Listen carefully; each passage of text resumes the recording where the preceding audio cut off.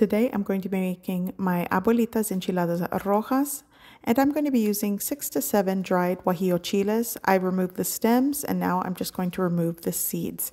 And I have done something similar in the past. I will link that recipe video below, but recently I went to visit my grandmother and she talked about these, so I'm going to do a recipe.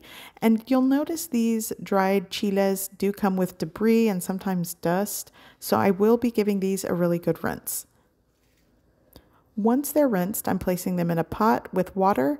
I'm going to crank up the heat, and I'm going to bring my pot of guajillo chiles up to a boil, just like this. And once they start boiling, I'm actually just going to shut off the heat, cover it with a lid, and I'm going to let these steep for about 15-20 minutes to make them pliable. So now that they are pliable, I'm going to remove them from the pot of water and place them into my blender cup. Now, usually I like to use fresh new water to add to the blender cup, but I tasted the boiling water and it's not very bitter, so I'm going to use it today. But you'll want to do that because sometimes I do find that the boiling water is a little bit bitter. I'm adding a little piece of onion, 1 clove of garlic, 1.5 teaspoons to 2 teaspoons of chicken bouillon powder, a pinch of salt, and I will be adding some of that boiling liquid, around 1/2 cup to 3/4 of a cup, and give it a blend.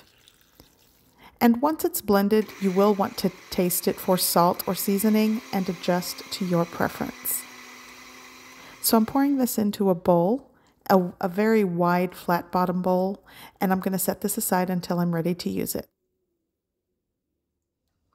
I'm also going to be making a salsa today. So here I have 3 Roma tomatoes, some slices of fresh onion, 1 clove of garlic that I left the skin on, and 1 jalapeno from my garden. By the way, you could also use serrano peppers to make this really spicy.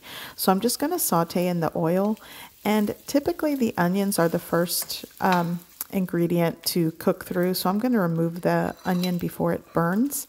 And just continue sauteing the tomatoes, jalapeno, and garlic until you get a little bit of char and browning on them.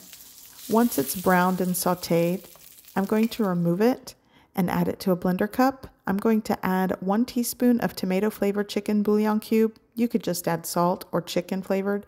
I'm adding salt to taste, 1/4 cup of water, and I will blend this. And you always want to taste your salsas for salt or seasoning and adjust. And that's my salsa. I'm going to put this in a bowl and set aside for later use. Today I'm making cheese enchiladas. I will be adding some with cheese and onion, and I'm using Oaxaca cheese. Mozzarella also works for this, and sometimes my grandmother would crumble queso fresco with cilantro and onion. Here I've shredded some, but I find slicing it thinly helps to keep the cheese inside the enchilada when you're tossing it around in the griddle. I'm also using cold corn tortillas, and here is my guajillo salsa. I'll be dipping the tortilla in the salsa and frying it up on an oiled griddle. And I will forewarn you, this does get a bit messy. The salsa, once it hits the hot oil, it splatters, so be sure to wear an apron or you will be blessed on your clothes with guajillo salsa. So you cook it on one side for about 5 to 10 seconds, and then you're going to give it a flip. And the heat source that I'm using, the temperature is on a medium-low to low heat. If you do this on high, this will definitely burn and get out of control. So just be mindful of your heat source. So I'm going to give it a flip, and now I'm going to add the cheese. And some I'll add cheese, and some I'll add cheese and onion. And the filling is really versatile. You could also add shredded meat to this, but typically my grandmother liked to use chicken or beef or even pork for guisados, for example, arroz con pollo, or she would do caldos. And when she made enchiladas this way, it really was a way to feed everyone and stretch the cheese with onion and cilantro in the mix.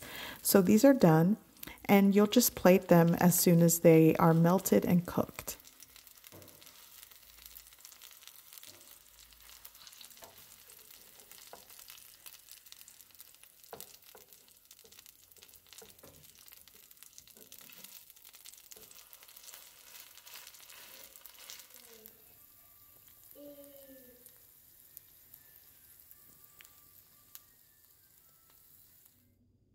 So once you have about 4 or 5 enchiladas on a plate, You pass it to whoever's going to eat that, and they get to top how they like. Here I have cotija cheese, shredded lettuce. You could also use cabbage.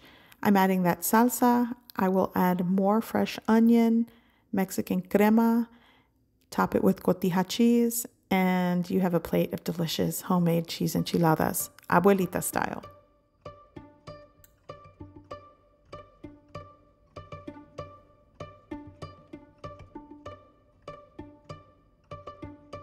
So yesterday, I got into my vehicle and made my way back home to visit my abuelos, my grandparents. My grandfather has been in and out of the hospital, and I really wanted to make time to sit and visit with him and my grandmother. They are up in age, so any time with them is definitely precious. Here I am at my childhood home. I pretty much lived here with my grandparents through middle school off and on and through high school. So I masked up and I had a visit. I got some pictures of them. I actually gave them some signed copies of my cookbook. My grandmother was so happy to see that. And here's a pic of my grandfather when he was younger. I managed to get some pictures of them in their younger days. And this is my grandmother's quinceañera picture. I used to think it was her wedding picture, but she said it was for her quinceañera. And I got a picture of my great-grandmother Micaela, who actually taught my grandmother here on the left how to make enchiladas.